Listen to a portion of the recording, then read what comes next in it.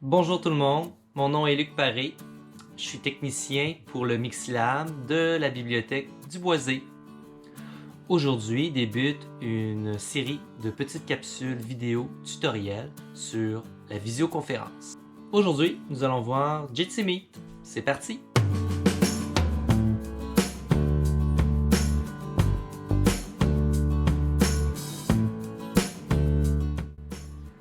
Passons maintenant à Jitsi Meet. Premièrement, c'est une solution de visioconférence qui est 100% open source. C'est gratuit. Donc le code est mis à la disposition du grand public. C'est compatible PC, Mac, disponible également sur les tablettes, les téléphones. Ce que j'aime vraiment beaucoup de cette application-là, c'est que c'est très facile d'utilisation. J'ai réalisé également que Jitsi avait beaucoup de difficultés avec les navigateurs Edge. J'ai pas vérifié avec Firefox. Moi, je préconise beaucoup Google Chrome. Donc, comme vous pouvez le voir dans la vidéo, là, on se retrouve sur Google Chrome. Ici, tout se fait via le navigateur Chrome. Donc, on n'a aucunement besoin d'installer de logiciel. Tout se fait directement en ligne avec le navigateur. Donc, dans la barre d'adresse de Google Chrome, on se dirige à l'adresse suivante, meet.jit.si. Dans le coin supérieur droit, j'ai encerclé l'icône Paramètres. Plusieurs options se retrouvent dans Paramètres. On a l'onglet Calendrier qui permet d'intégrer Jitsi dans le calendrier de Google ou de Microsoft. L'onglet Plus vous permet de changer la langue d'utilisation de Jitsi. Dans Profil, on peut choisir un pseudo et également définir son courriel. Dans Périphérique, c'est ici qu'on peut choisir notre source vidéo, le microphone ainsi que la sortie audio. On ferme les paramètres et maintenant on peut démarrer une nouvelle réunion. Au centre de la page de votre navigateur, vous avez l'endroit où vous pouvez nommer votre nouvelle réunion. Une fois que c'est fait, vous appuyez sur le bouton Créer. On se retrouve maintenant dans notre réunion. Dans le coin supérieur droit, vous avez l'endroit où on peut voir les détails de votre connexion Internet pour voir si vous avez un bon signal. Dans le rectangle, vous avez également votre nom d'inscrit. On peut également le modifier. Bon, aujourd'hui, j'ai décidé que je m'appelais Roberto. Et voilà. Ensuite, on retrouve les trois petits points verticaux dans le coin inférieur droit pour avoir plus d'actions, plus d'options, plus de paramètres. C'est ici qu'on peut notamment ajuster la qualité vidéo. On ajuste la qualité vidéo toujours en fonction de la bande passante. Donc évidemment, si on a une connexion Internet qui est vraiment lente, il vaut mieux ajuster la qualité en fonction de votre connexion Internet. On retrouve également l'affichage en plein écran.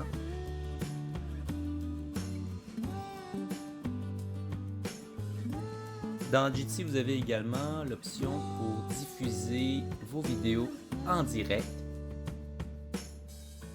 Pour ce faire, vous devez absolument vous connecter avec votre compte Google et ensuite vous entrez votre clé Stream qui vous permet de diffuser votre vidéo directement sur YouTube. On peut également enregistrer et visionner plus tard notre visioconférence.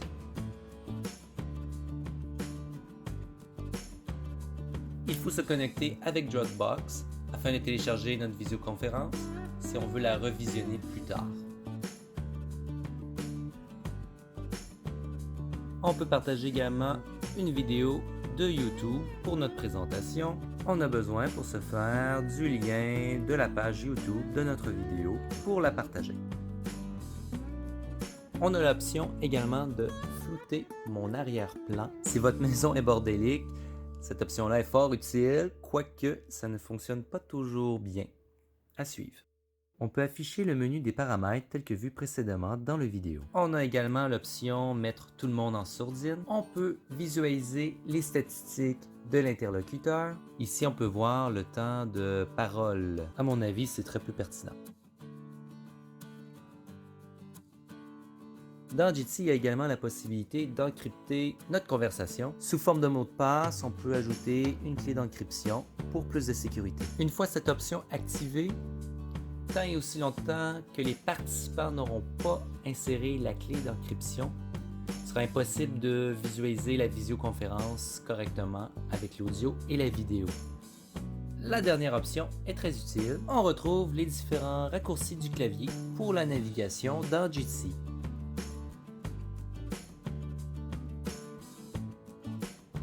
Dans ce menu, on retrouve les différents liens et informations de connexion pour cette conférence. Ici, on peut utiliser le lien web, accessible via Google Chrome. Une autre option fort intéressante pour ceux qui n'ont pas de caméra vidéo, on peut simplement composer le numéro suivant avec le numéro de PIN pour accéder à la conférence. J'allais oublier un paramètre extrêmement important. Dès qu'on crée une nouvelle visioconférence, c'est très important de mettre un mot de passe pour empêcher n'importe qui d'avoir accès à notre salle. C'est donc ici qu'on peut créer notre mot de passe. Et voilà, une fois que c'est terminé, on appuie sur la touche Entrée du clavier. Prochain menu, l'activation et la désactivation de la vue mosaïque. La vue mosaïque nous permet d'apercevoir l'ensemble de nos participants avec une caméra vidéo dans la fenêtre principale.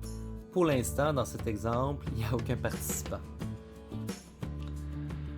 Seul inconvénient que j'ai trouvé dans Jitsi Meet, c'est que c'est surtout au niveau de la gestion des paramètres de la salle.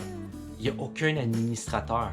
Donc, tout le monde peut jouer dans tous les contrôles. Donc, on peut couper le micro, exclure quelqu'un de la salle. On peut changer le mot de passe. Donc, je crois qu'il y a énormément d'améliorations à faire à ce niveau. Pour continuer cette vidéo, ça nous prend absolument une personne supplémentaire pour qu'on puisse voir les prochaines options. Hey, salut! Pour notre participant, on peut soit lui couper le micro de tous les autres participants, l'exclure de la réunion ou encore envoyer un message privé.